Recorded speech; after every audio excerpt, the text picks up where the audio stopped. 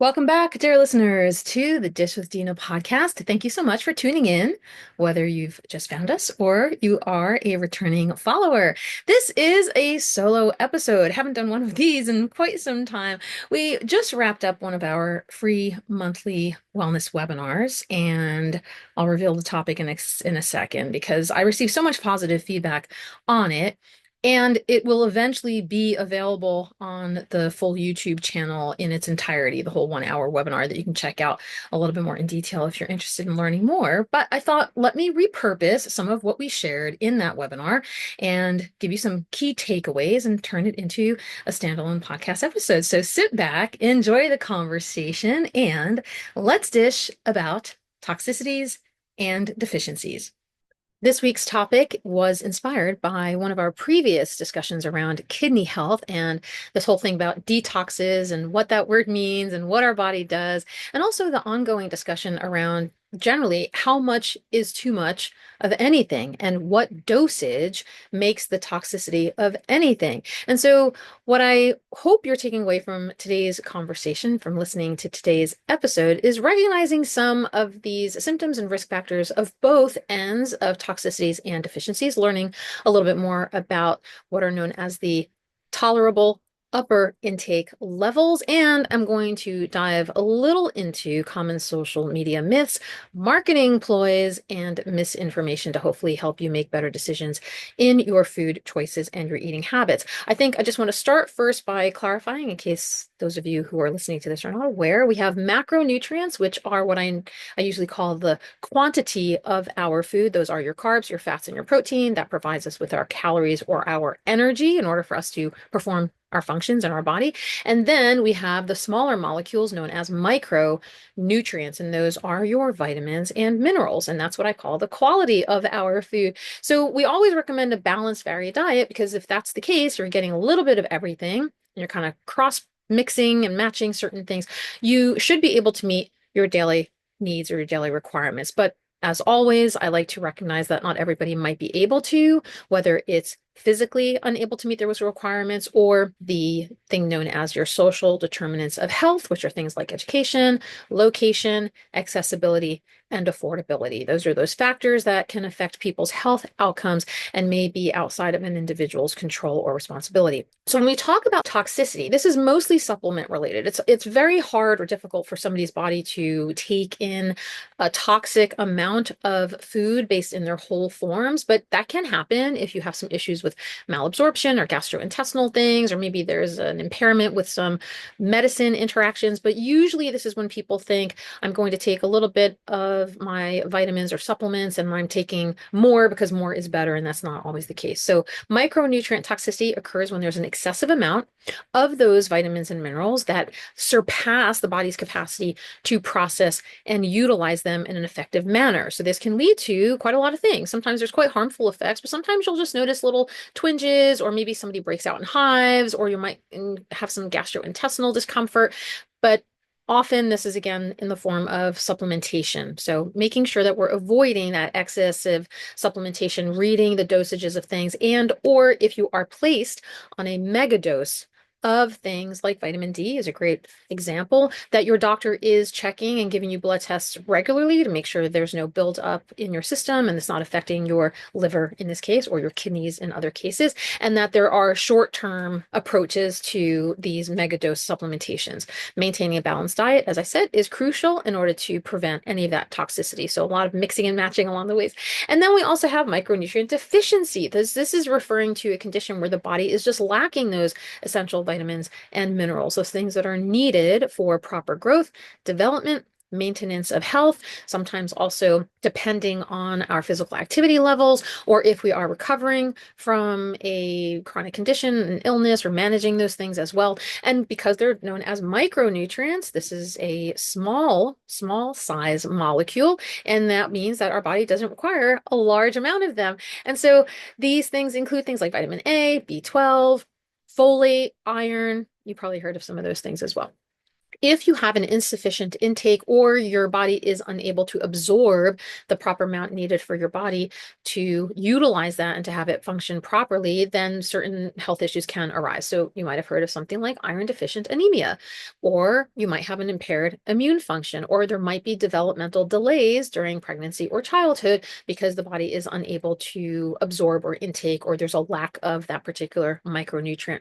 So this is why we highlight the critical need for that adequate dietary diversity. And if you can't get what you need, you're supplementing. But a good rule of thumb for me when I talk to my patients and my clients is just make sure that you're going to your doctor often if you notice that something is off, or to get a blood test done. So save your money. Don't try to supplement unless it's absolutely necessary.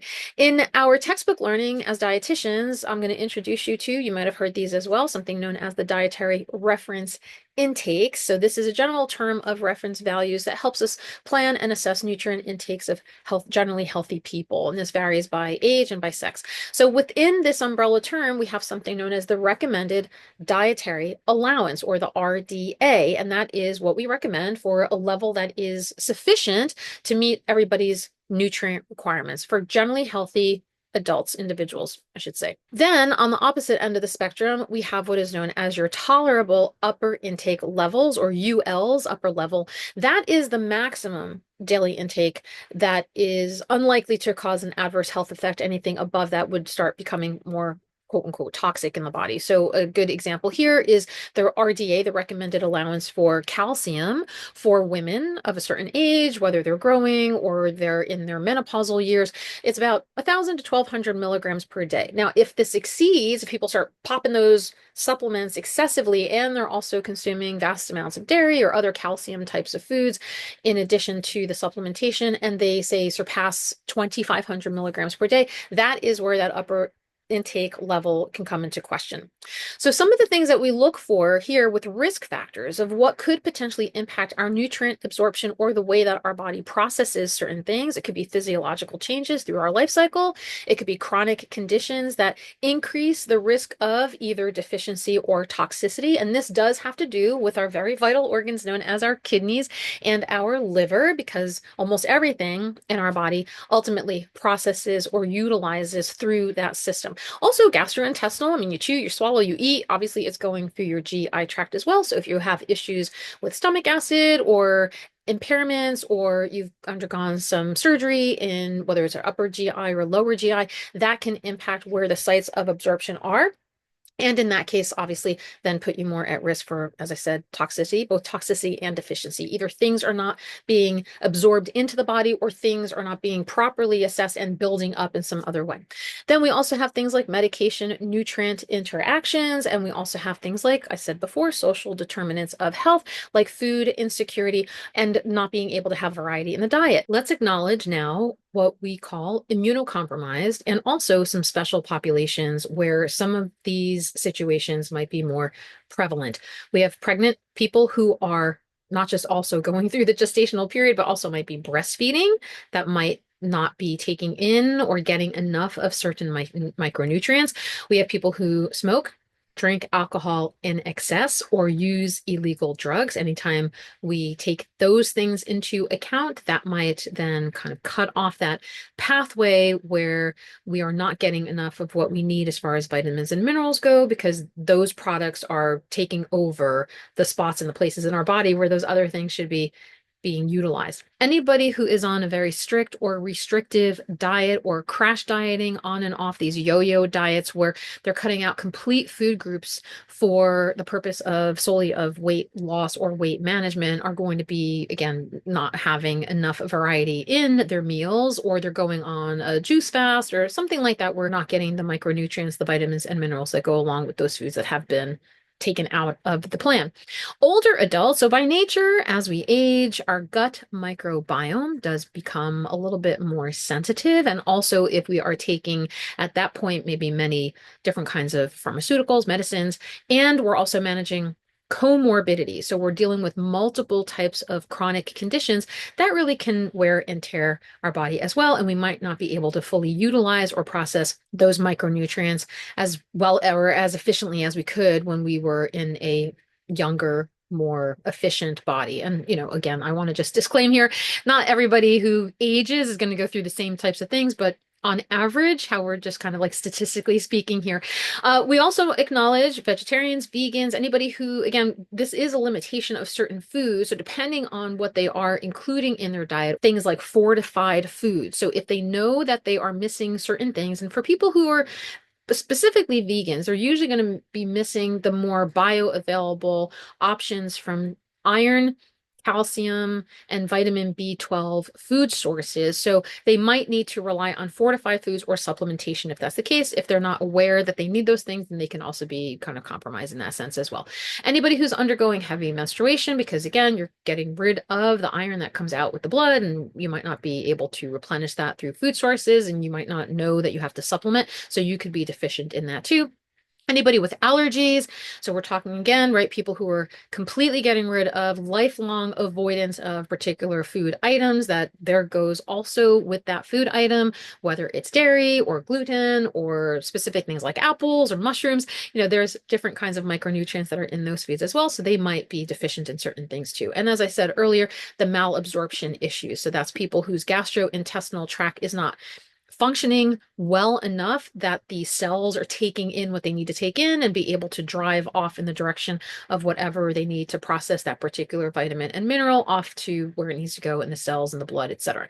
Now, in the webinar, I'm not going to go through all of this here because I'm going to save you, first of all, from having to listen to me rattle off a million different things, but also I don't want to have a complete, word for word duplication of the webinar to the episode in the podcast. But in the webinar, if you take a look at the time of this recording, in a couple of weeks, it'll be out in, I think, mid-July. So you can check out the YouTube channel, the Dish with Dina YouTube channel, and you can get an understanding of what some of those common nutrient deficiencies and toxicities are. So these are things, like I said, vitamin B12, vitamin D, calcium, folate, iron, and other things as well. Vitamin A and the toxicity issues, vitamin A, sometimes B6. We might see calcium in that as well. Sodium, we'll talk a little bit too about water. Surprise, surprise. Yes, you can overhydrate. So you can check out the full webinar recording when it publishes up to the YouTube channel. Now, the next thing I want to go in, I know it can be a little bit controversial as far as what we're seeing, the language, the information, and or the misinformation online. And so I'll clarify a few things about that. To start off, the human body is, if it's working properly, can defend itself. So very well against most of the environmental assaults and effects that we have, and also of the occasional indulgence. So if you're generally healthy, then and you're giving your body what it needs, your body can maintain itself as a fairly robust self-cleaning, aka detox system. Again, that goes through your kidneys and your liver. Your skin helps with providing a barrier against harmful substances. Respiratory system, those fine hairs in the nose that traps dirt, other particles, etc., smaller particles that make it to the lungs are expelled from the airways through mucus. When you're coughing up something that is coming up, that is those particles that don't want to be finding themselves down into your lung system, your respiratory system. Then the intestines and your immune system, I'm going to kind of use those words interchangeably because this is a very nicely orchestrated network of cells and functions and all of these things that recognize those foreign objects and eliminate them. When it comes to product marketing or influencer posts, some of the things I want to point out here, and again, you can go a little bit more into detail if you check out the webinar that is related to this topic, are things like exaggerated or very vague health claims. So the language that we see sometimes on products, and I'm talking even, food products that are in stores that are from well-known brands, they're definitely a part of that marketing claim in there too. So something like kid approved or made with real fruit, those things can sometimes be quite deceiving or misleading to the general consumer. And it's not necessarily rooted in hard evidence, and they are sometimes undefined terms. So they can plaster something on like the word natural or healthy, or my favorite one, least favorite one, immune boosting. There's no such thing as boosting your immune system. You can strengthen or you can support your immune system, but you can't boost it. In fact, I'll go on a tirade in a second here.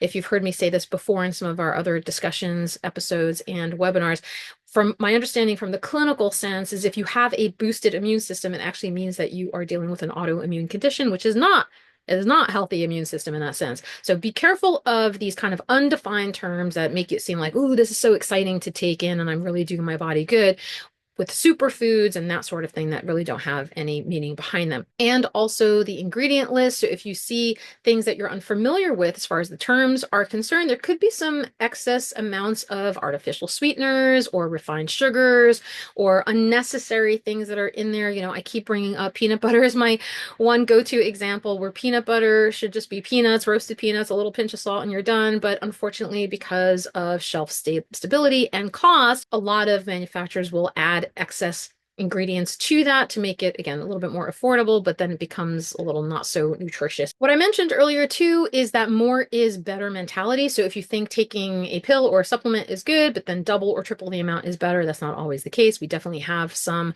micronutrients that have that upper level toxicity issue. So I very much encourage you to make sure you're working with a dietitian or a healthcare practitioner, or you could even go on to, I'll link it here in the episode. You can go on to now I believe it's the National Institutes of Health and the Office of Supplements and Dietary something or other, where they can list out things for you to tell you whether or not something can be toxic in higher doses.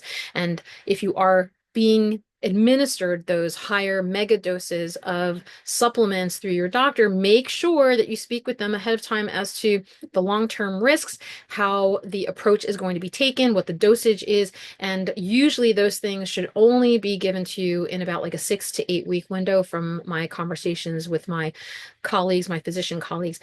Anything outside of that, you have to make sure you're being monitored so that there's not any kind of liver or kidney damage being done. Then we have the discussion around home tests. You know, a lot of times you'll see on the internet or on social media or on infomercials on television, people are sending away for things. I would be really cautious about that because some of the information that I have come across in researching things like these home self tests, most of them are generally considered inadequate.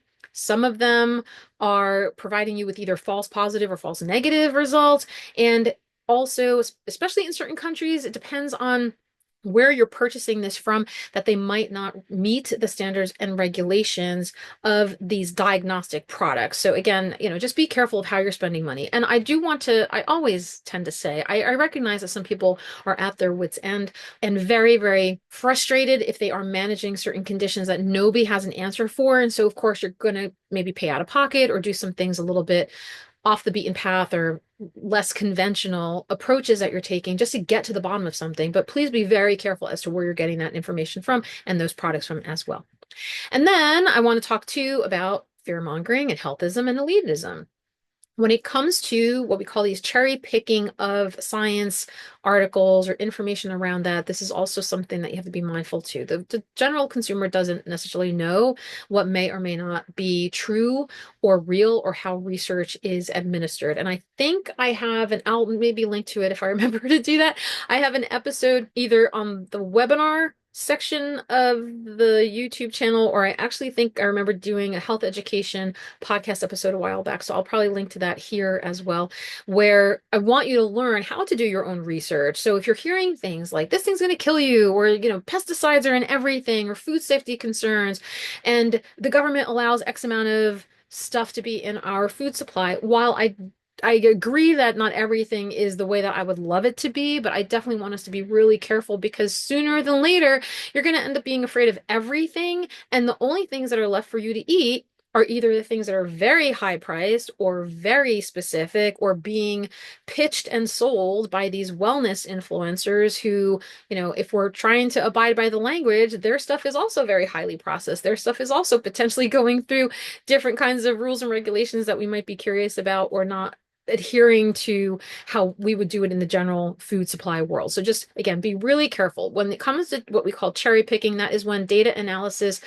that there's inadequate information, but they forge ahead anyway, and they deliberately select certain things to endorse and support their own commentary or their own narrative. Do your cross-checking, be smart about what you're seeing there, and double check with your healthcare professionals and or your dietitians to see what is to be clarified, what can be alleviated if you have concern. And, a lot of times we are a little bit disrespectful on social media too. There's a lot of in-house arguing among each other, and that's very confusing to the general population. So we want to make sure that we're approaching this in a respectful and educational way. And I think there's a lot of quality and insight that can be achieved when you just are curious about something. Explain this, show me the citations, let me see where the research is, and whether or not ultimately it fits within the constructs of who you are as a person and what you need to stay balanced and assess your own intake. So I think I will stop there. And that is all I want to share with you in today's episode. Thank you so much for tuning in and for listening.